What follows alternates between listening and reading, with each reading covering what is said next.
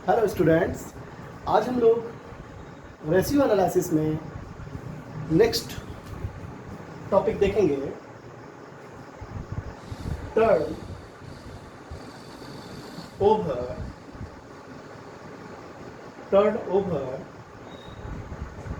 Ratios, या इसको हम लोग एक्टिविटी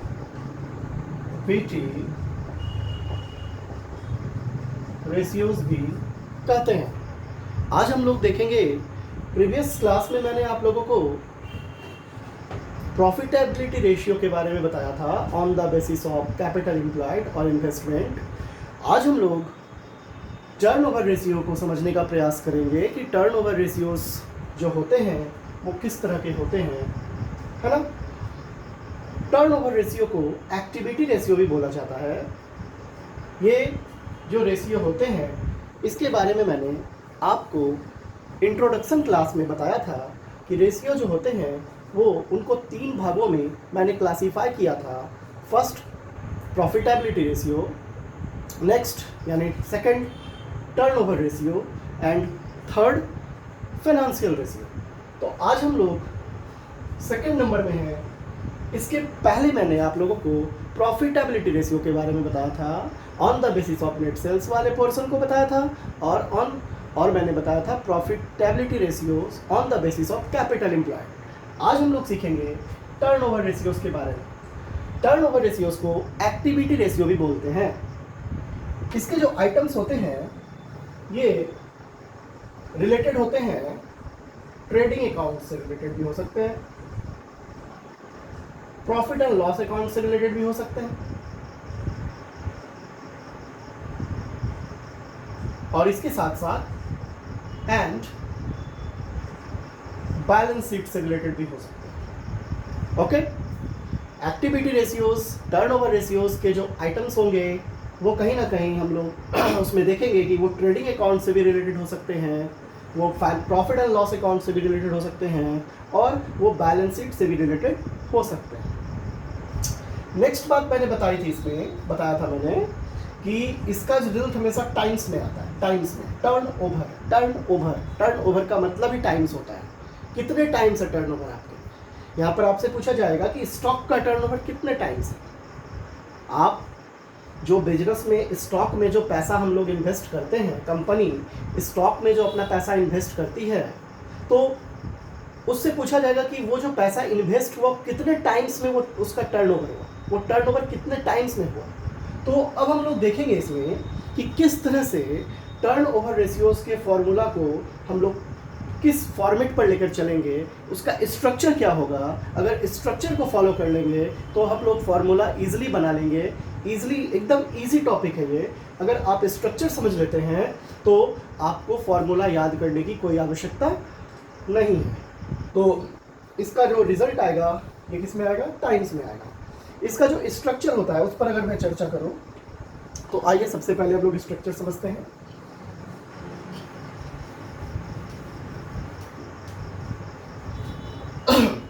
टर्नओवर रेशियोज के जो स्ट्रक्चर होते हैं, यानी इसके फॉर्मूला को हमें कैसे बनाना है, तो आपको ध्यान रखना है इसका जो स्ट्रक्चर जो होगा टर्नओवर जो होता है, टर्नओवर हमेशा आपको ऊपर रखना है, और पार्टिकुलर नेम जो भी नाम होगा आपके क्वेश्चन में, जो भी नाम पूछा जाएगा, पार्टिकुलर नेम को आपको नीचे रखना है। इसका स्ट्रक्चर यही है। बहुत ही सिंपल तरीके से आप फॉर्मूला बना सकते हैं। मैं अभी आपको फॉर्मूला क्रिएट करके दिखाऊंगा कि किस तरह से क्रिएट होता है फॉर्मूला। जनरली आपको एक बात हमेशा याद रखना है, जनरली टर्नओवर का मतलब सेल्स से होता है। जनरली अगर टर्नओवर वर्ड यूज़ किया जाए तो टर्नओवर का मतलब सेल्स होता है। याद रखना है आपको, टर्नओवर का मतलब सेल्स होता है, और आपको टर्नओवर ऊपर रखना है, और आपको पार्टिकुलर जो नेम होंगे, जो नाम होंगे, उसको आपको नीचे रखना है। तो इसका फॉर्मूला आपको बनकर तैयार हो जाएगा। तो कैसे समझेंगे कि कोई रेशियो टर्नओवर रेशियो है, तो सीधा सा बात है, मैं एग्जांपल से आपको बता रहा हूँ। जैसे मान लीजिए क्वेश्चन में लिखा होगा इन्वेंट्री और स्टॉक टर्न ओवर रेशियो, है ना। आप देख सकते हैं यहाँ पर इन्वेंट्री और स्टॉक टर्नओवर रेशियो, आप यहाँ पर देख सकते हैं पार्टिकुलर नेम, ये पार्टिकुलर नेम इन्वेंट्री या स्टॉक है और इसके ठीक बाद टर्नओवर वर्ड जुड़ा हुआ है, इसके ठीक बाद टर्नओवर वर्ड जुड़ा हुआ है, इसलिए हम कह सकते हैं कि ये टर्नओवर रेशियो है। और टर्नओवर रेशियो जब भी होगा उसका जो स्ट्रक्चर होगा फॉर्मूला बनाने का वो क्या होगा, turnover divided by particular name. तो यहाँ पर टर्नओवर का मतलब सेल्स से होता है, लेकिन जनरली हम लोगों को और अच्छे से रिजल्ट तक पहुँचने के लिए हमें COGS लेना चाहिए। COGS cost of goods sold use करना चाहिए सेल्स की जगह पर, क्योंकि सेल्स में प्रॉफिट इंक्लूड होता है। हम लोग जो भी पैसा इन्वेस्ट करते हैं उसको कॉस्ट के रूप में जाना जाता है। हम लोग जो भी एक्सपेंस करते हैं बिजनेस में वो कॉस्ट के रूप में जाना जाता है, इसलिए कॉस्ट से आप ज़्यादा नज़दीक पहुंच पाएंगे रिजल्ट तक। कॉस्ट को अगर आप यूज़ करते हैं टर्नओवर के लिए तो आप ज़्यादा नज़दीक पहुंच पाएंगे रिजल्ट तक, इसलिए हम लोगों को जनरली क्या लेना चाहिए, cost of goods sold. Cost of goods sold हम लोगों को टर्नओवर में cost of goods sold use करना चाहिए। अगर क्वेश्चन में कॉस्ट ऑफ गुड्स सोल्ड नहीं दिया होगा तो हम लोग सेल्स को यूज़ करेंगे, है ना। जनरली आप ध्यान रखेंगे, जनरली अगर टर्नओवर वर्ड लिखा हुआ है, टर्नओवर वर्ड लिखा हुआ है, इसका मतलब जनरली सेल्स से होता है। याद रखेंगे, इसका मतलब जनरली किससे होता है, सेल्स, यानी टर्नओवर का मतलब सेल्स होता है। लेकिन यहाँ पर हम लोग COGS वर्ड यूज करने वाले हैं। COGS का मतलब होता है, COGS का मतलब होता है cost of goods sold, cost of goods sold, cost of goods sold. चूंकि कॉस्ट ऑफ गुड्स सोल्ड पे जब प्रॉफिट ऐड कर देते हैं तो वो सेल्स बन जाता है, तो हम लोगों को प्रॉफिट छोड़कर टर्नओवर निकालना है, यानी कॉस्ट ऑफ गुड्स सोल्ड को यूज करना है। हाँ, अगर क्वेश्चन में cost of sales not given होगा, cost of goods sold not given होगा, तो वहां पर हम सेल्स को यूज कर सकते हैं। आप ध्यान देंगे, इस बात को आप नोट कर लेंगे। अगर क्वेश्चन में कॉस्ट ऑफ गुड्स सोल्ड नहीं दिया होगा या उससे रिलेटेड कोई इंफॉर्मेशन नहीं दिया होगा तो हम टर्नओवर के लिए सेल्स को यूज कर सकते हैं। तो जनरली इसका जो फॉर्मेट है, इसका जो स्ट्रक्चर है, यही है कि टर्नओवर आपको ऊपर रखना है और पार्टिकुलर नेम नीचे रखना है। टर्नओवर में जनरली सेल्स लिया जाता है, लेकिन यहाँ पर हम लोग क्या लेंगे, यहाँ पर हम लोग कॉस्ट ऑफ गुड्स सोल्ड को यूज करेंगे। और सेल्स कब यूज करना है, जब कॉस्ट ऑफ गुड्स सोल्ड नहीं दिया हो तो यूज करना है। ओके, आइए, तो अब हम कैसे समझेंगे, हम लोग कैसे समझेंगे कि टर्नओवर रेशियो है या एक्टिविटी रेशियो है, कैसे समझेंगे। तो सीधा सवाल है, किसी पार्टिकुलर नेम के बाद टर्नओवर वर्ड जुड़ा होगा। तो जैसे आपसे पूछा गया कि स्टॉक टर्नओवर रेशियो का फॉर्मूला क्या होता है, स्टॉक टर्नओवर रेशियो का फॉर्मूला क्या होता है, तो आप सिंपली आपको बस ये फॉर्मेट स्ट्रक्चर ध्यान में रखने हैं। टर्नओवर का मतलब यहाँ पर क्या लेना है, टर्नओवर का मतलब यहाँ पर लेना है cost of goods sold, cost of goods sold. अगर कॉस्ट ऑफ गुड्स सोल्ड नहीं दिया होगा तो सेल्स लेंगे, ठीक है। तो जनरली सेल्स होता है, लेकिन लेना क्या है, कॉस्ट ऑफ गुड्स सोल्ड। क्यों लेना है ये भी बता चुका हूँ। तो कॉस्ट ऑफ गुड्स सोल्ड और पार्टिकुलर नेम क्या है, इन्वेंट्री है। पार्टिकुलर नेम क्या है, इन्वेंट्री है। इन्वेंट्री लिख दिया, देख लीजिए, देखिए स्ट्रक्चर पे पुट हुआ ना, देखिए स्ट्रक्चर पे पुट हुआ ना, क्या स्ट्रक्चर था, टर्नओवर को ऊपर रखना है यानी COGS को, और नीचे पार्टिकुलर नेम, ये पार्टिकुलर नेम था, इन्वेंट्री या स्टॉक पार्टिकुलर नेम था, इन्वेंट्री या स्टॉक पार्टिकुलर नेम था, तो COGS बाय इन्वेंट्री कर दिया मैंने। ओके, लेकिन यहाँ पर आपको बस खाली एवरेज जोड़ देना है, एवरेज इन्वेंट्री। एवरेज इन्वेंट्री कैसे निकलता है, एवरेज इन्वेंट्री निकलता है, एवरेज इन्वेंट्री निकलता है जब हम लोग opening stock plus closing stock divided by 2 करते हैं।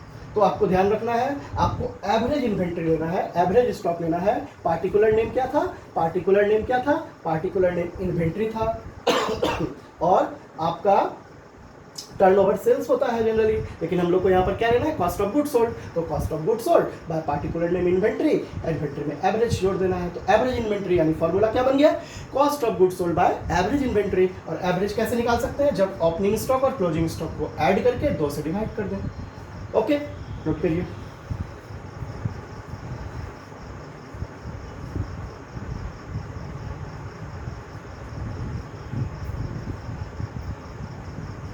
अब हम लोग देखेंगे तो इस तरह से कोई भी फॉर्मूला आप बना सकते हैं।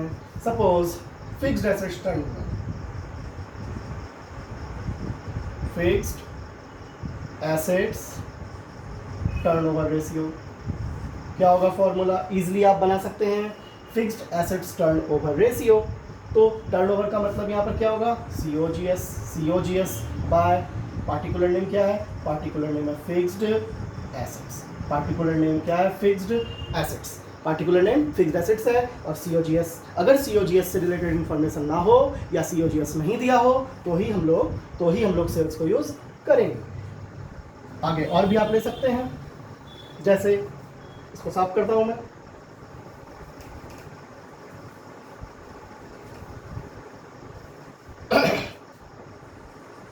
जैसे करंट एसेट्स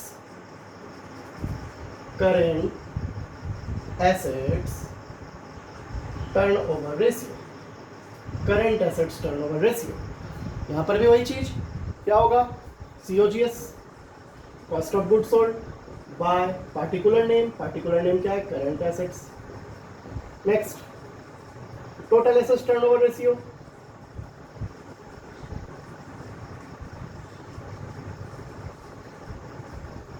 क्या होगा, COGS by particular name total assets. तो आप देख सकते हैं बहुत इजी है, इसका स्ट्रक्चर अगर आपको ध्यान में रखते हैं आप, तो आप आराम से इसका फॉर्मूला क्रिएट कर सकते हैं। ठीक है, जैसे वर्किंग कैपिटल टर्नओवर रेशियो,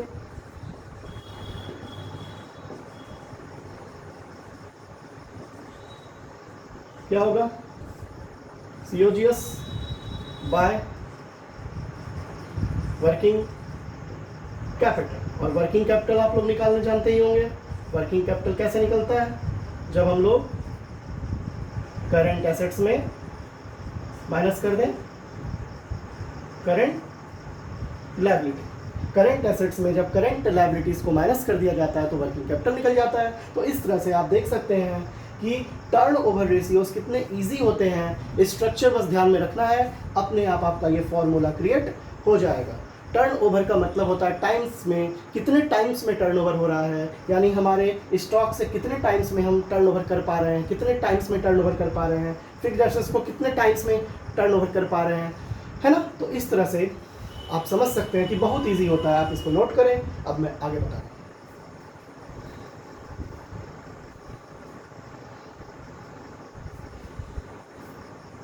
चलिए, तो इस तरह के जो भी टर्नओवर रेशियोज होंगे आपको आराम से आप इसको फॉर्मूला के रूप में कन्वर्ट कर सकते हैं, लेकिन कुछ बातों को ध्यान में रखना है। जैसे अभी मैं बताने जा रहा हूं आपको, अभी मैं आपको बताने जा रहा हूं। सबसे पहले तो कॉस्ट ऑफ गुड्स सोल्ड निकालने आप लोग जानते होंगे, मैं फिर से एक बार बता देता हूं। Cost of goods sold,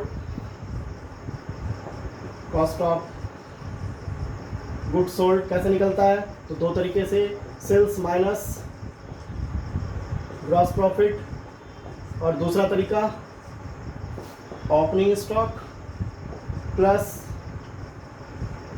purchases plus direct expenses minus closing stock. Opening stock plus purchases plus direct expenses minus closing stock. इस दो तरीके से हम लोग COGS निकाल सकते हैं, कॉस्ट ऑफ गुड्स सोल्ड निकाल सकते हैं। इसको आप ध्यान में रखेंगे। अब मैं आगे बता रहा हूं आपको।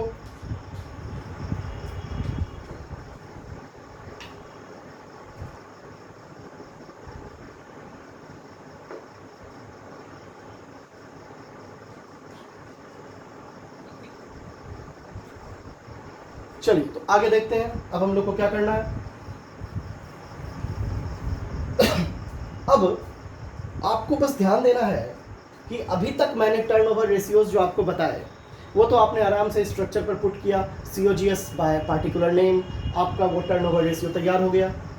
लेकिन अब आपको ध्यान देना है, कभी कभी आपसे पूछ देगा debtors turnover ratio, debtors turnover ratio, या इसको बोलते हैं हम लोग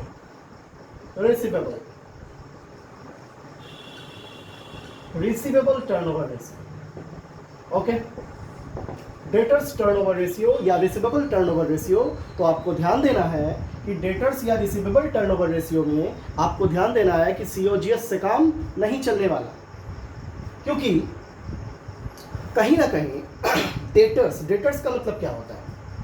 डेटर्स का मतलब होता है देनदार। अगर इसको हिंदी में समझा जाए तो डेटर्स का मतलब देनदार होता है। देनदार का मतलब हुआ जो बिजनेसमैन को पैसा देगा।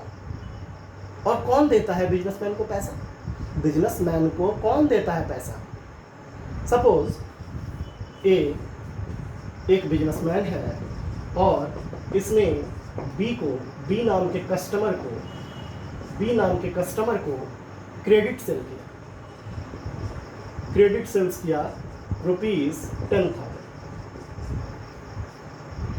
आप लोग पढ़े भी होंगे 12th क्लास में डेटर के बारे में, डेटर्स टर्नओवर के बारे में। तो बिजनेसमैन ने क्रेडिट सेल्स किया, एक व्यापारी था उसने क्रेडिट सेल्स किया 10,000 रुपीज़ का। तो कहीं ना कहीं ये जो बी कस्टमर है ये क्या बन गया? ये डेटर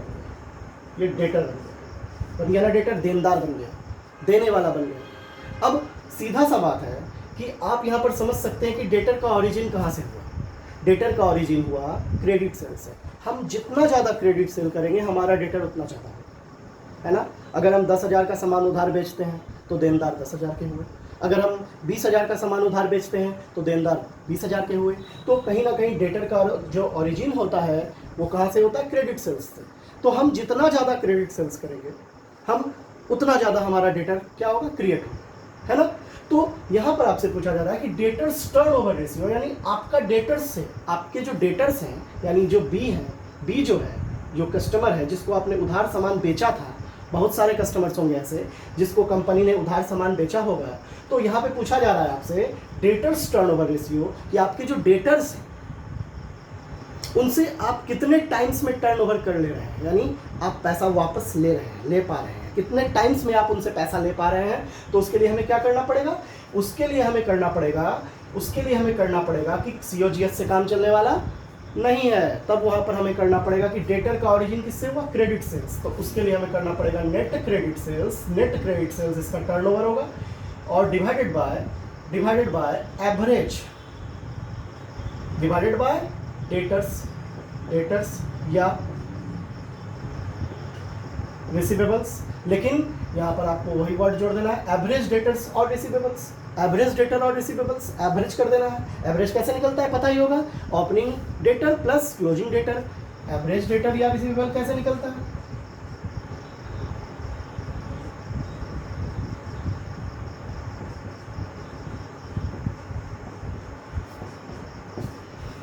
ओपनिंग डेटर या रिसीवेबल प्लस क्लोजिंग डेटर या रिसीवेबल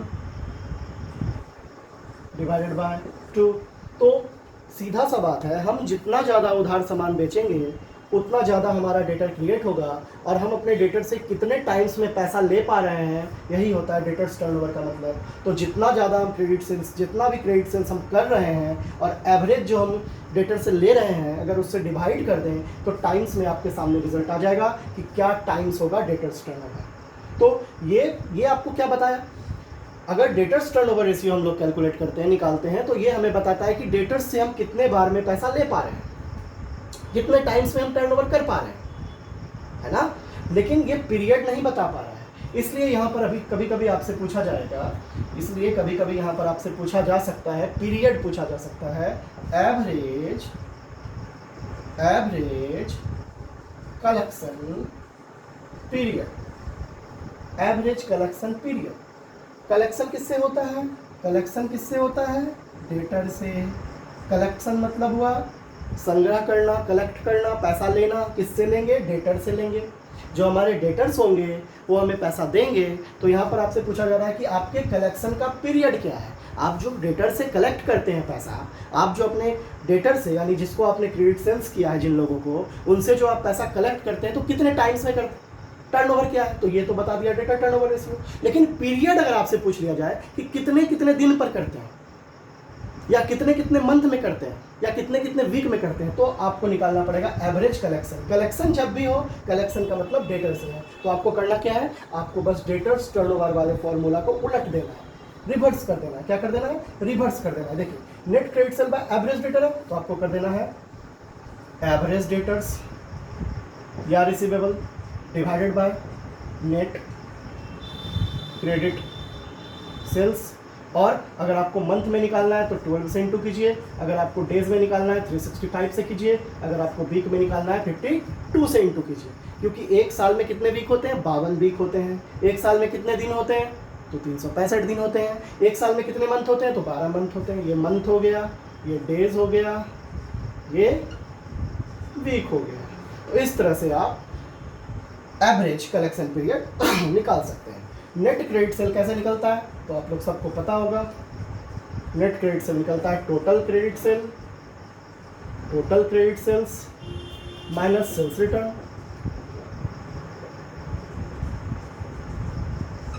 है ना? तो इस तरह से हम लोग डेटा टर्नओवर भी निकाल सकते हैं। नोट करें।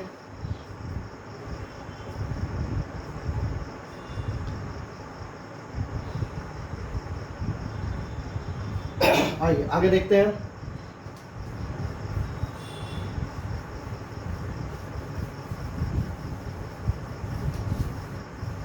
आगे देखते हैं क्रेडिटर्स। डेटर की बात हुई और डेटर का जस्ट अपोजिट अगर सोचें हम लोग, डेटर से अगर हम जस्ट अपोजिट सोचते हैं तो क्रेडिटर्स टर्नओवर की बात होती है। क्रेडिटर्स टर्नओवर रेशियो की बात होती है। और क्रेडिटर्स टर्नओवर रेशियो या इसको बोलते हैं payable, payable turnover, payable turnover ratio, creditors turnover ratio या पेबल टर्नओवर रेशियो। तो ये क्रेडिटर्स का ओरिजिन कहाँ से होता है? सीओजीएस पे तो ये भी नहीं निकलेगा, क्योंकि क्रेडिटर्स मतलब होता है लेने वाला, जो पैसा लेगा। और पैसा कौन लेगा? बिजनेसमैन से लेने वाला कौन होगा? सप्लायर, जो उधार सामान दे रहा है ना। सपोज ए जो है वो बिजनेसमैन है और बी जो है वो सप्लायर है ना।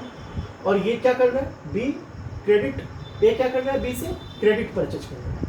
तो क्रेडिट परचेज कर रहा है 10,000। तो यहाँ पर कहीं ना कहीं लेनदार कौन हुआ? ए का, यानी बिजनेसमैन जो व्यापारी है, जो कंपनी है, उसका लेनदार कौन हो गया? बी। बी क्या हो गया? क्रेडिटर्स हो गया। बी को पे करना पड़ेगा ए को। ए जो बिजनेसमैन है वो पे करेगा किसको? बी को। तो यहाँ पर कहीं ना कहीं जो क्रेडिटर्स होगा, जो क्रेडिटर्स होगा, ठीक है, जो क्रेडिटर्स होगा, है ना, उसको पे करेंगे पैसा। कितने टाइम्स में करेंगे? कैसे निकलेगा? तो उसके लिए आपको करना पड़ेगा, क्या करना पड़ेगा? Net credit purchases divided by average creditors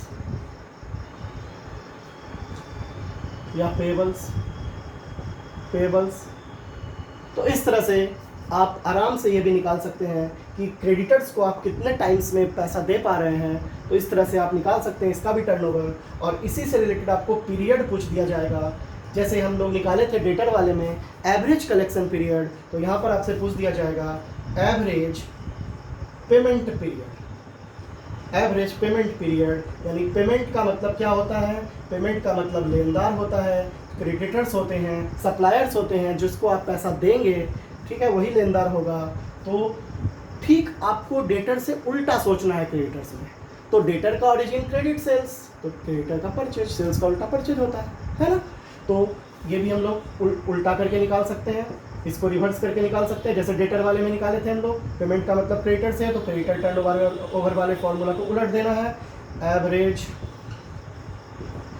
creditors या payables divided by net credit purchase. तो इस तरह से हम लोग टर्नओवर वाले जितने भी फॉर्मूला हैं हम लोग समझ चुके हैं। अब आपको कुछ भी दे देगा एग्जाम में, कुछ भी क्वेश्चन आ जाएगा एग्जाम में डेटर क्रेडिटर को छोड़कर, अगर डेटर टर्नओवर या क्रेडिटर्स टर्नओवर से रिलेटेड क्वेश्चंस होंगे तो आपको ध्यान देना है कि डेटर्स टर्नओवर में जो टर्नओवर होगा वो क्रेडिट सेल्स होगा और क्रेडिटर्स टर्नओवर में जो टर्नओवर होंगे वो क्रेडिट परचेज होंगे।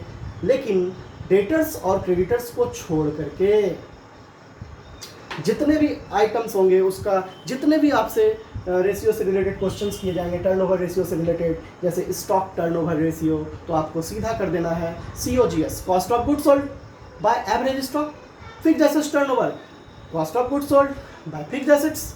और अगर कॉस्ट ऑफ गुड सोल्ड नहीं दिया हो क्वेश्चन में, या उससे रिलेटेड इन्फॉर्मेशन क्वेश्चन में नहीं दिया हो, तो आपको तब वहाँ पर सेल्स यूज़ करना है। तो आशा करता हूँ कि आप लोगों को टर्नओवर रेशियोज़ के जो कंसेप्ट हैं वो समझ में आ गए होंगे। अगर आप थोड़ा सा दिमाग लगाएं इसमें, तो आप मेरे बातों को अगर फॉलो करें, अगर मेरे बात को आप अच्छे से समझें एक दो बार वीडियो देख करके, तो आपको ये फॉर्मूला याद नहीं करना पड़ेगा, ये जीवन पर्यंत लाइफ टाइम आपके माइंड में सेट हो जाएगा। बस ध्यान से देखें वीडियो और अच्छे से इस कंसेप्ट को समझें। नेक्स्ट वीडियो में मैं इससे रिलेटेड प्रॉब्लम्स लेकर आऊँगा, तब तक आप लोग इसके कंसेप्ट को समझें और बनाने का प्रयास करें।